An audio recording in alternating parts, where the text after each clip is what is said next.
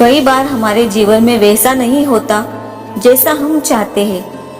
हमारी इच्छा के विरुद्ध की चीजें हो जाती है, पर समय बीतने के साथ हमें ये एहसास होने लगता है कि जो बात हमें उस वक्त हमें सही नहीं लग रही थी, उसी बात के लिए आज हम ईश्वर का धन्यवाद दे रहे होते हैं।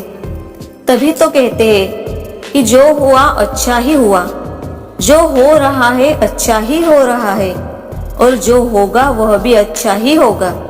एक बहुत ही प्यारी कहानी सुनाती हूँ। एक राजा का विशाल फलों का बगीचा था। उसमें तरह तरह के फल लगे हुए थे और उस बगीचे की देखभाल एक किसान और उसका परिवार किया करता था। किसान उस बगीचे से तैयार और मीठे फल रोज शाम को राजा के लिए ले जाता। एक दिन किसान ने बगीचे में आकर देखा कि नारियल, अमरूद, सेब, अंगूर, बेल सब पके हुए थे। किसान सोचने लगा, कौन से फल आज राजा के लिए लेकर जाऊं। न जाने उसके मन में क्या आया। उसने अंगूर की टोकरी भरी और राजा के लिए लेकर महल की ओर चल दिया। वो रास्ते भर सोचता जा रहा था। केवल अंगूर लिए, 2-4 सेब, नारियल, अमरूद भी डाल लेता। अलग अलग फल देखकर राजा कितना खुश हो जाता।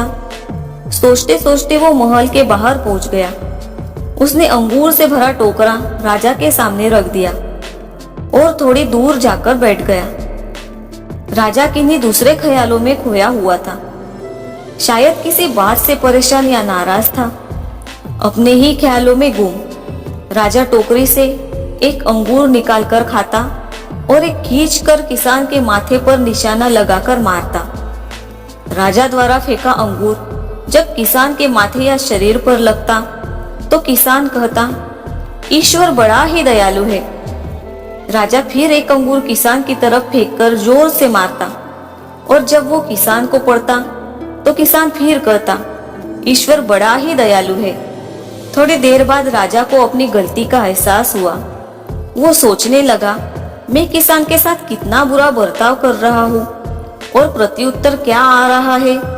राजा ने किसान से पूछा, मैं बार बार अंगूर फेंक कर तुम पर मार रहा हूँ और तुम्हें लग भी रहे हैं, फिर भी तुम कह रहे हो ईश्वर बड़ा ही दयालु है।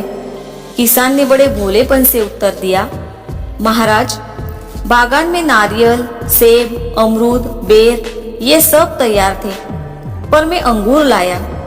मैं ये सारे फल भी ला सकता था, पर ईश्वर की कृपा से ही मुझे ये भान हुआ कि मुझे अंगूर ही ले जाने चाहिए। मैं ईश्वर का धन्यवाद देता हूँ, क्योंकि अगर मैं दूसरे फल लाता और इसी तरह आप मुझे जोर से मारते, मेरा क्या हाल होता।